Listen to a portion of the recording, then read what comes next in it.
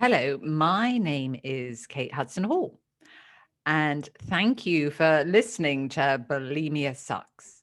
Now, this is a platform for people to share relatable and uplifting and inspiring conversations based on bulimia, anorexia, and other eating disorders. And these are real stories from people who are suffering or have suffered an eating disorder. And episodes include their personal stories of where they are now, their difficult journeys and their steps taken into their recovery, but also to professionals who work with people with an eating disorder. And my Bulimia Sucks audiobook, let me mention that now. It's live on Audible, Amazon, and iTunes. And if you'd be interested and would like a free copy of this, please email me, katehudsonhall@gmail.com, and I'll send you the code to download it for free. And the other thing is that I wanted to mention was our Patreon platform is now live. So for those of you who don't know what Patreon is, it's a way for our listeners to support us financially and allow us to continue creating content and helping people who are struggling with an eating disorder. Now, if you're interested to find out more, if you'd like to go to patreon.com/Bulimia Sucks. Now, I'm very excited and honored to welcome our guest today. Now, her name is Betsy Thurston, and she is a registered dietitian and a health coach from the Institute from Integrative. Integrative. Mm-hmm. How do you say it? Institute for Integrative Nutrition. Integrated Nutrition. Integrative, yeah. Integrative. I will get there eventually. And an eating disorder clinician. She has a master's degree in nutrition and has a podcast, which you've had for 8-9 years. Mm-hmm. 9 years, easy. Called Binge Dieting. So she's a professional at podcasting. She sees people privately over Zoom and also has an online class. And her work is more behavioral than food related, even though she is a dietitian. She uses the model of internal family systems therapy, among other practices, such as intuitive eating. However, she believes bulimia and anorexia are not bad, but they are coping mechanisms. They are held inside of parts in us that are trying to help us in some way, which means that they need to get to know the parts in a way without fear and without wishing they weren't there. So Betsy is here today to tell us more about this. We want to hear a full understanding of the practice. So welcome, Betsy. Oh, well, thank you for having me. This is very exciting. So tell us, so let's begin. How did you, what guided you towards the path of becoming a nutritionist? Wow. Okay. So 1,000,000 years ago, I grew up in a family where I felt a little bit like the black sheep. And so I couldn't figure out where I could shine because my family was all about brilliance and intelligence and, like Oxford education, it would have to be, Yale and Harvard. And I always felt inadequate. And so I think I started focusing on my body. What does my body look like? Is my body fat? So if I can't be smart, I better be good looking. I really think it kind of started there. And so I just started focusing on food and nutrition. So I got into it that way. And I love science. So that's kind of where that began. Oh, okay.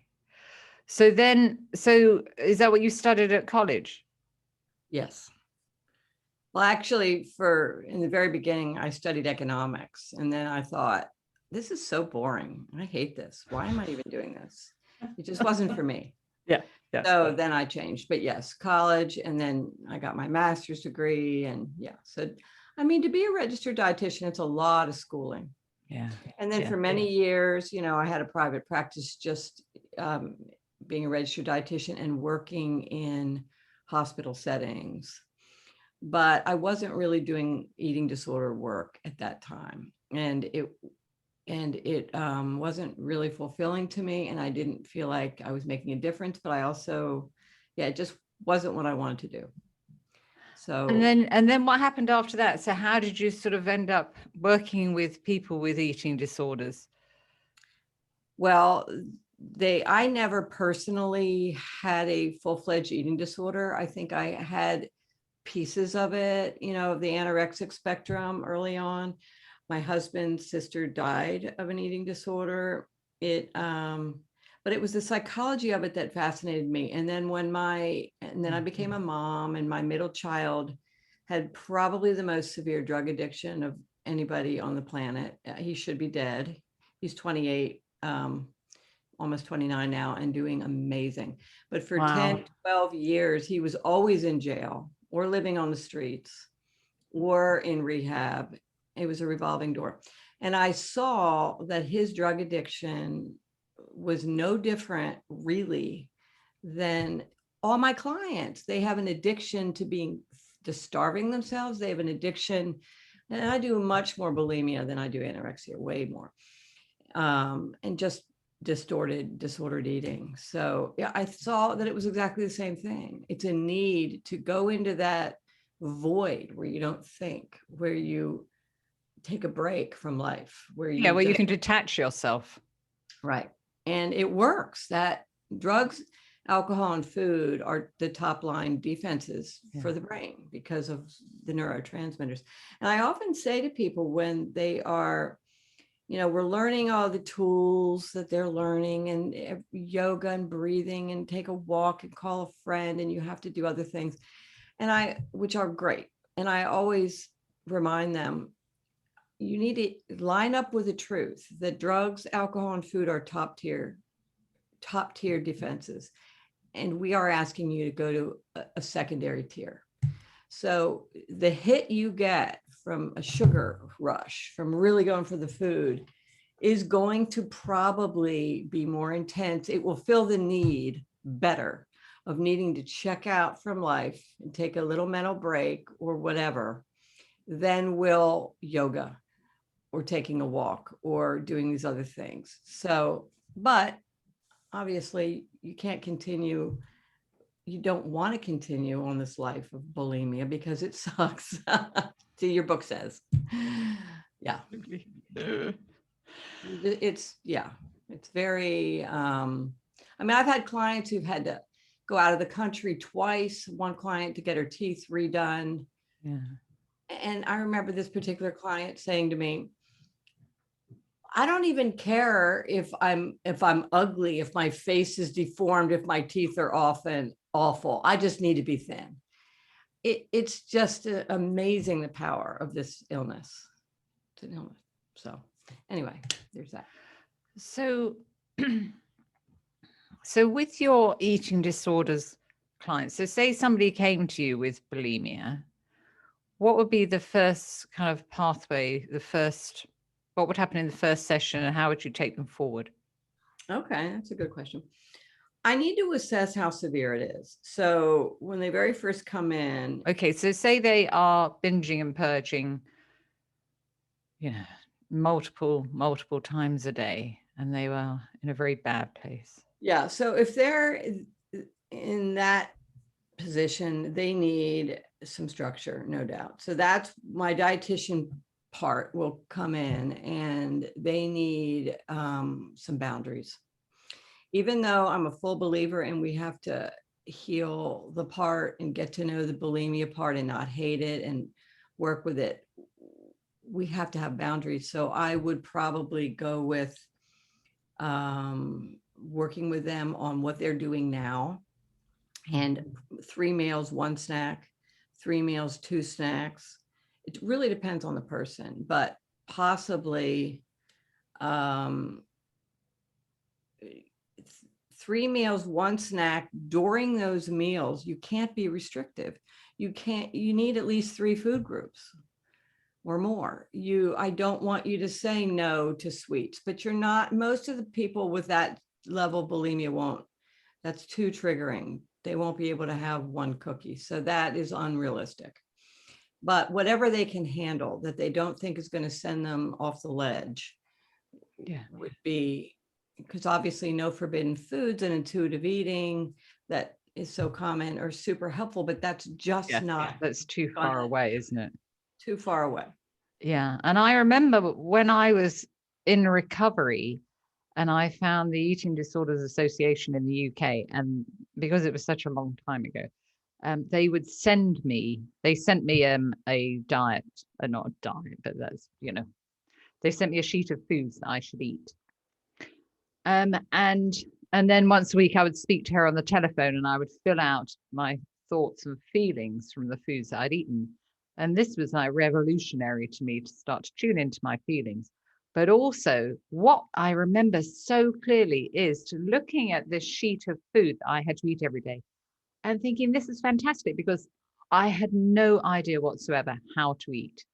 And obviously, I didn't eat the full amount that was on there to begin with, but to build up. And it was just a revolution to me to see, the foods, a list of foods that I should be eating every day, which is what you would be doing, isn't it? Well, but I'm really careful on that. I don't give out lists of foods, but we talk about ideas of like colorful foods and energy. You need energy. You need your carbs. You got to have energy for the brain or you're going to spiral. So the rice and the bread and the tortillas and the pasta, which are so terrifying, we got to have a little bit of them or you're going to go off the deep end. Yeah. But and fat is so important, getting the nuts and the avocado or whatever fat you want for just stabilizing your blood sugar. So doing all that. So, but I don't give a list of foods. We have a conversation. What do you like? What are you scared of? What are you not able to eat without getting triggered? And we kind of put the pieces together. But I also, right off the bat, generally have people write food records for me that are intuitive eating based, even though I fully understand most people at that level of severity will not know what hunger feels like or fullness. They are so cut off from their body. So I want them to start just being open with curiosity and take their best guess just for an exercise in just trying. So my food record, column 1, day and time you're going to eat something. Column 2 is the question. I want you to pause. I want you to take 10 seconds. I want you to drop into the body and you're going to say, I wonder if I'm hungry. Am I hungry? What does the hungry even feel like? I don't know, but empty, am I? I don't know. So my scale is minus numbers mean hunger or emptiness. 0 is neutral. Plus numbers are full or satisfied. I kind of like it that way. Minus 10 to plus 10. So I send people my food record and this scale, and you just take your best guess. Okay, it's breakfast. I don't know. Maybe I'm hungry, or I don't know. You can put I don't know if you want. And then you write down, the next column says, what are you doing and feeling right now? I actually really like going to the thought, but just for the purposes of my food record, what are you feeling? What are you doing? And I say to people, this is optional, this column, because it can be overwhelming filling these out at every meal, because you can't do these food records at the end of the day. No. And we were off MyFitnessPal immediately. And all those calorie counting apps, they're just not going to be effective. So it's an optional column. What am I doing and feeling? I really want you clients to fill that out if they know they're overeating, if they know they're restricting, and they don't want to. Why should I eat all day long? I'm not hungry. I'm fine. I'm not going to eat. So I'm just going to have a carrot. I'm going to have a salad with no dressing. And so I want just them to notice, are you hungrier than that? Is that really what you want? So it's just a noticing. Yeah. And if they have a sense, I think I'm probably restricting. I think I'm definitely, I went off the deep end. Then I want you to write down, what are you doing? What are you feeling in that column? Right. And then the next column is, well, what'd you eat? In general, you don't have to be super specific. And some people, when they go into a massive binge, they don't want to look at it and admit it. And so I say, well, just write, I binged. I don't care. And then after they finish eating, another column says, well, now how do you feel? Are you satisfied? Are you full? Are you stuffed? Are you still hungry? So all this is learning the language of the body, which is you got to drop in. You got to take the awareness from the world to the inside. Absolutely. And having them tuning into, when you were talking about the intuitive eating, even though that is something maybe further down the line, but it's having them starting to attune to that and think about it consciously, but also unconsciously, isn't it? Yeah. And it's very common, if they're very severe, they're not going to be able to really know for months. Yeah. So yeah, it is unconscious, because talking about parts work, there's parts in the body that block them from feeling hunger. So the psyche is just brilliant. Sorry? The psyche is so brilliant. Yeah, absolutely. It's always in service of protection. Yeah. And so with regards to the parts, let's just carry on. So then that is where you will begin with somebody with that severity of bulimia. Yeah. And I guess I will say, as a clinician, my flaw is probably I go a little too fast, and I need to constantly slow it down a little bit. But I'd like to do, even in the first session, I like to have a general sense of a plan, because I got to have some sort of boundary. Mm-hmm. I talk a little bit about intuitive eating. And in that first session, I do like to start with internal family systems. I usually do. Sometimes it's too much for a first session and I can't.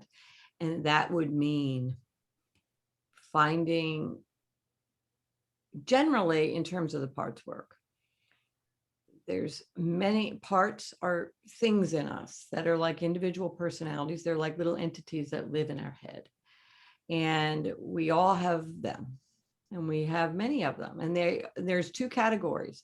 Either they hold a wound from the past, usually of deep shame, suffering, helplessness, whatever, or they protect from us getting in touch with this. That's really the two categories.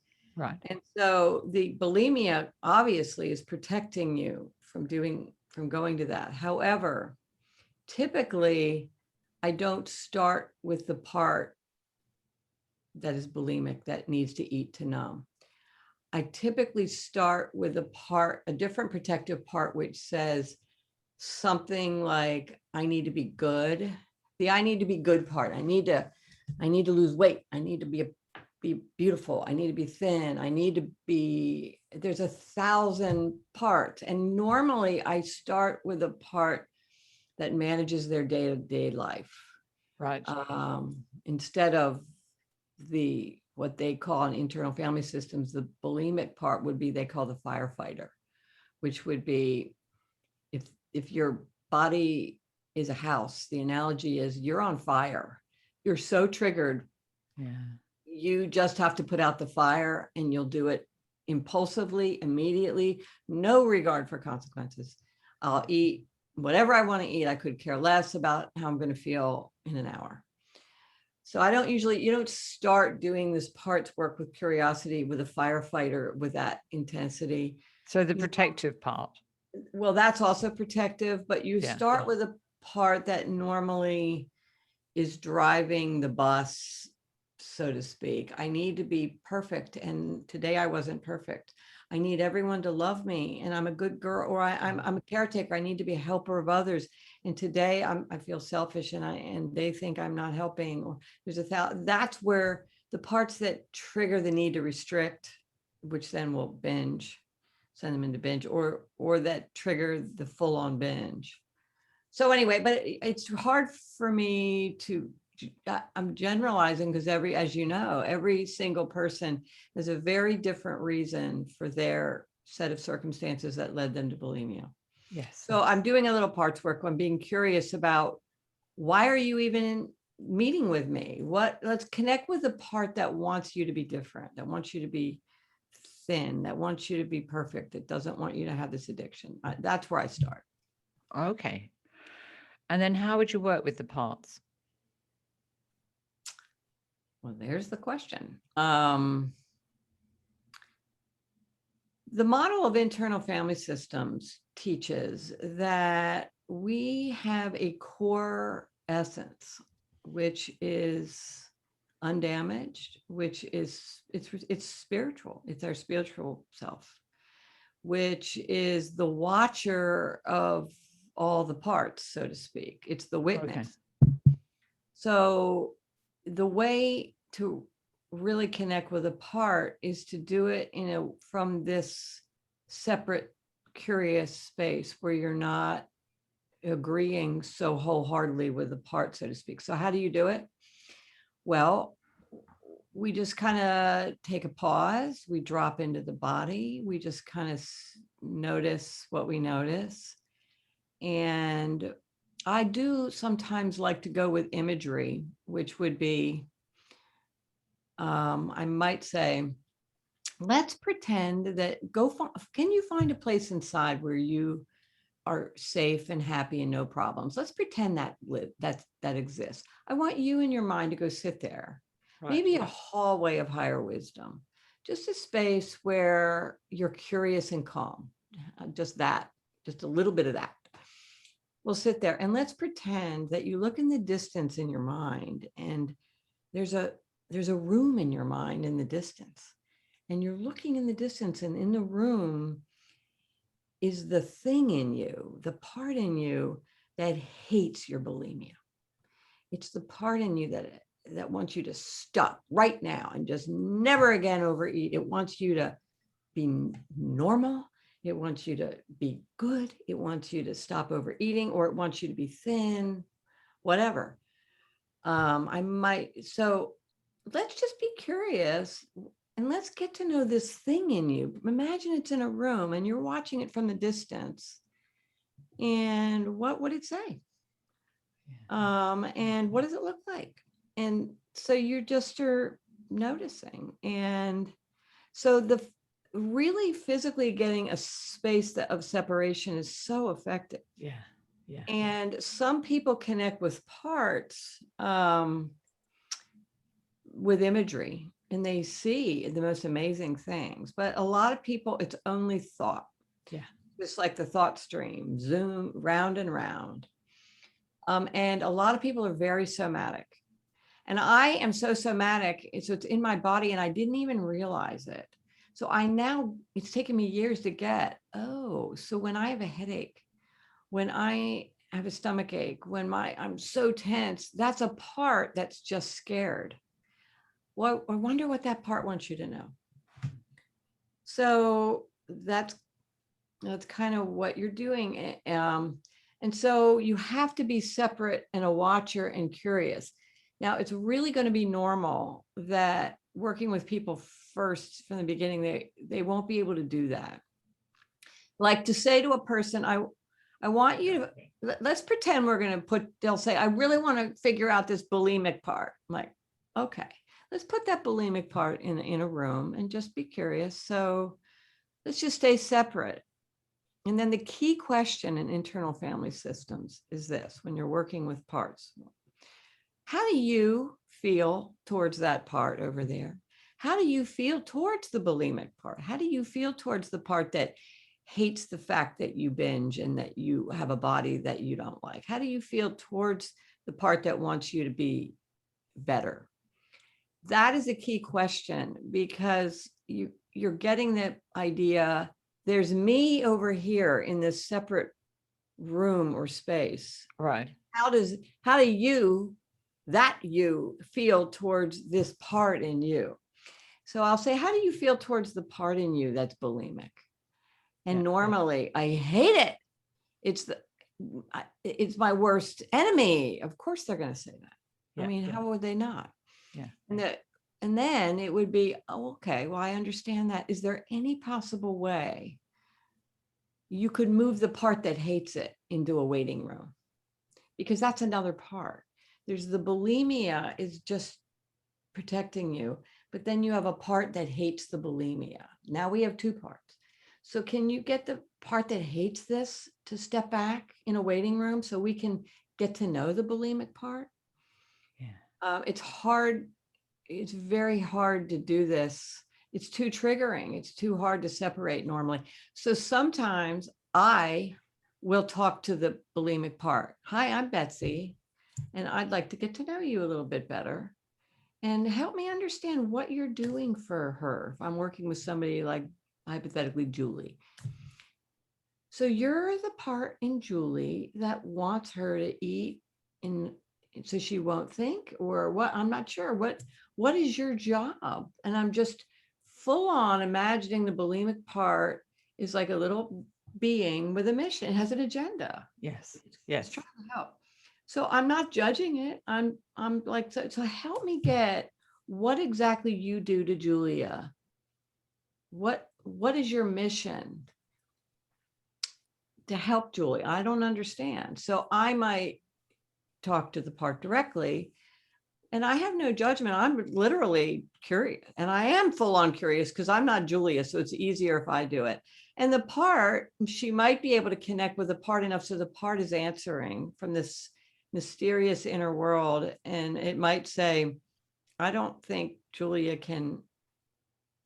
can be alone in her apartment at night. She's too lonely. I don't think she can handle the loneliness. There's one example of a million. I don't think she can handle it. She doesn't have the emotional bandwidth. So I need to make sure she's never lonely. Oh, okay. So now I get it. You're trying to help. And that just pointed me to a wound, which we're not going to work with for a long time. Yeah. You don't rush it. But there's a wound there of probably a sense of being very alone in life, or 1,000 things. Or hypothetically, I could say, so bulimic part, what are you? What is your purpose? And it might say, I need to give Julie a break. She works so hard. She's such a perfectionist. Although bulimics sometimes are not perfectionists. They want to have, I want to give Julie some pleasure. It might be that one. That might be common, although they're all common.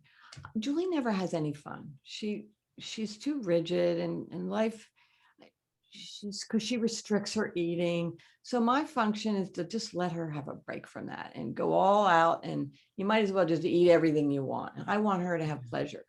I mean, there's 1,000 different possibilities. So that's where I might be talking to a part. Yeah.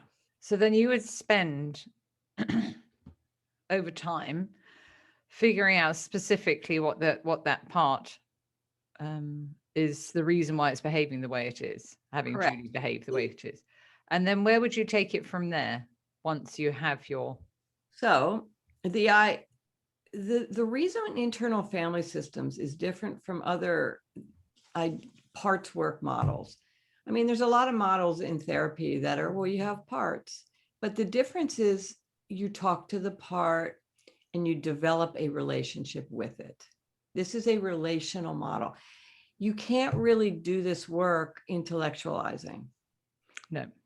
It's got to be in the gut. You've got to understand it's a thing in you that's alive, and it has an agenda. Yeah. And it thinks it's helping, and it's so destructive. It thinks that you can't handle. So what you do from there is, over time, you go part by part as the client is ready, generally starting with the parts. Generally, I like to start with the restrictor parts. That is usually leads me to some important information. And you negotiate with it, sort of. You kind of help the part see, okay, so does it work? You're trying to help her. So you're trying to help her lose weight, be thin, not be overwhelmed. That's a big one. Or not be lonely. Don't be lonely, a million things. You're trying to help her. Okay. And so does it help? Does she feel less lonely? And like after half an hour later, does she feel less lonely? And you're trying to get the part to see some clarity there that, oh, no, it's really not helping. So would you ask the part, so what do you feel that you need to change in order to be able to, change this behavior or whatever? That's that question. What do you need to do, part, whether it's whatever part it is? What do you need to do? What do you need to know to trust? Yeah, to know. Yeah. What do you need to know and to trust that Julie is older now? She doesn't, that's another thing. She doesn't need to do this anymore. Yeah, it really did work for a little while. Yeah. It's a very effective tool. But what do you need to know to trust that Julie's ready to be present with her discomfort a little bit? Let her be a little lonely without jumping in to save her. Let her be in life without you coming to the rescue right away. And tell you what, you can wait on the wings. You don't want to hate a part. It's a protector. Yeah. So it does take a lot of time. So what do you need to know to trust that Julia has wisdom that she didn't have? Because a lot of times these patterns started 10, 20, 30, 40 years ago, and they're just repeat brain patterns doing what they do. And you're updating the part in time saying, do you know how old Julie is now? And sometimes the part will say, she's 12. I mean, when you're really connecting, and you'll be like, well, that's, guess what? She's 35. Really? So she doesn't need to do what thank you for helping her when she was 12. Yeah, if you weren't there, that's important, isn't it? Yeah. Would have died. Thank you. But you know what? Now she's older and she's ready, and she can't keep this up. So yeah, what do you need to know to trust that she can be present in this space and time, in this event, in this trigger, in this life circumstance, without going to her food, or for the other parts, without being perfect, without, I don't know. Yeah, whatever came up, I suppose. Whatever. Yeah. Mm-hmm. So it does take time. And at first with my sessions, it's just kind of getting the idea that you have a multiple personality. That just the idea is revolutionary. Mm-hmm. Just getting that there's a thing in you that you could get to know if you're calm and separate. Then eventually the real you, who's more like the original you that you were born with, can arise, and then you become your own healer. And internal family systems work is all about you. Eventually, you can't really get major headway with all these protective parts without healing the wound. Yes. And that's where you need to go when the time is right to connect with the wound. And that's the I'm not enough and all its versions of that. There's something wrong with me. I'm different. I'm an outsider. I'm shameful. And the list goes on. The list goes on. Yeah. The human condition is not for the faint of heart. Yeah. The human condition of needing to show up on this planet and somehow get by without feeling like there's something wrong with you is hard to do. A challenge. It's a challenge of being human. Yeah. Yeah. And bulimia is just a really good coping mechanism. Yes, absolutely. And that's what it is. And that's what, that's why I felt it was important to read out at the beginning, it's your way of coping, isn't it? Yeah. With life, wherever you are at that particular time. Or, for people that are alcoholics, it's their way of coping with life at that particular moment. Right. And it works, unfortunately, it doesn't work at all because, it's very destructive, obviously. Yeah. Yeah. Wow. This has been fascinating, Betsy. So if people wanted to reach out for you, I will put them in the link below the podcast, but can you just relay how people can find you? My website, my name, Betsy Thurston RD.com. RD for registered dietitian. Yeah. And I do a little Instagram, I do a little Facebook. But probably my so Betsy Thurston RD. Right. I am not all over social media, just because I'm like an old lady. But my website is probably the best. So that has all the information on. Yeah. And you can, send me, you can contact me that way. Yeah. Because I do a fair amount of people from overseas because the Zoom is amazing. Yeah. So I love that too. Yeah. It's fantastic.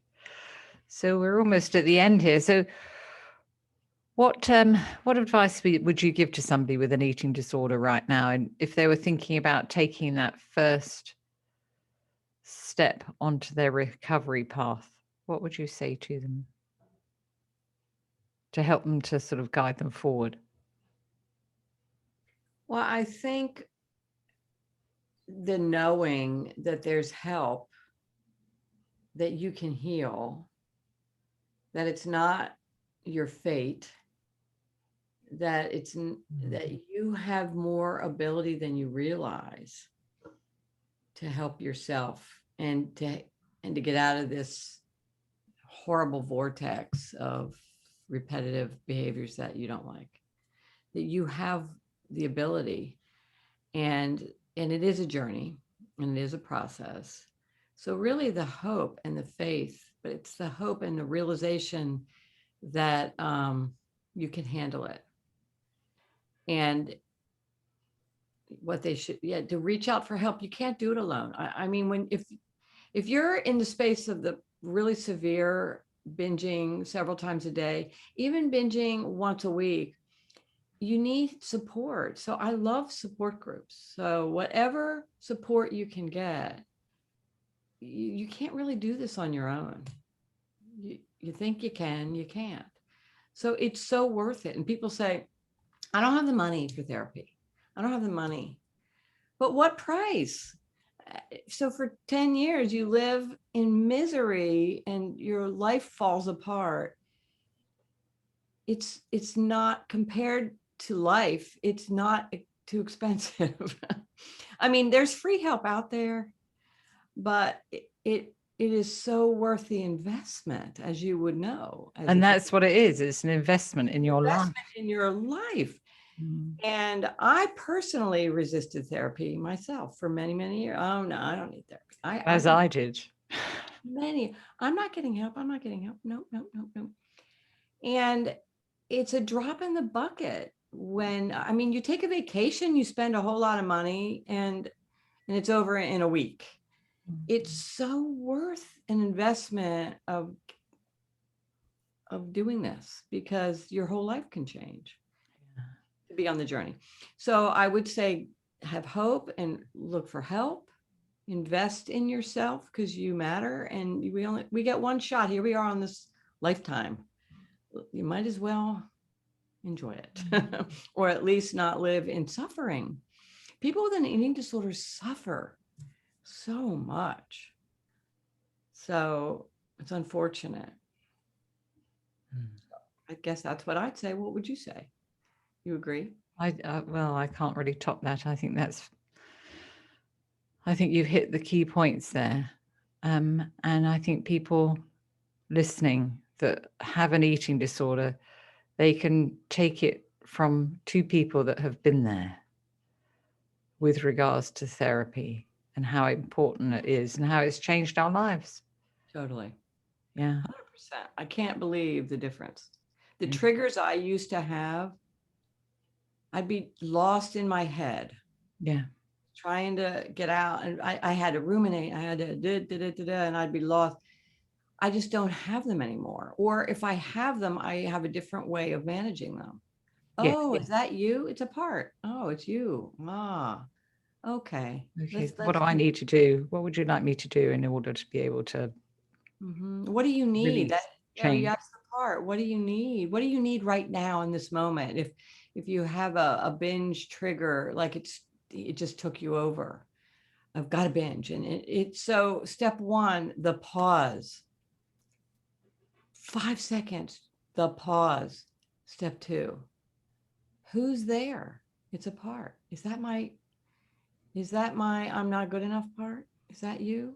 Is that my bulimic part needing to help me? Who is that? The part that channels my mother? Is that my inner critic?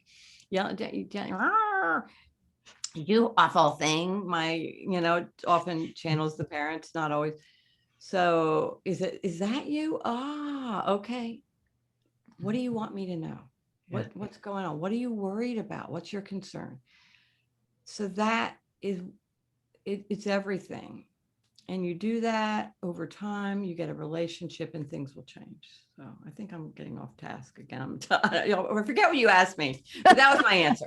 That was my answer to whatever you asked me. It was a fantastic answer to whatever it was. Whatever. I can't remember myself. Oh gosh, well, thank you so much, Beth. That's so kind of you for sharing, and the knowledge that people can learn here today is going to be so helpful. So thank you so much. Yeah, so yeah, I want to say one more thing. Oh, hang on, one more thing. I go to the website Internal Family Systems. Yes. That's what I should say. That's a website, and that will point you in the right direction too. So they can find out more about what you've been talking about here today. Right. And so there, the IFS Institute. Yeah. Internal. So if you Google Internal Family Systems, it's exploding in popularity in the world. Yeah. So everybody needs to go and check it out, have a look, find out for themselves, and then come back to Betsy. Well, whatever. Okay, good. Well, thank you so much.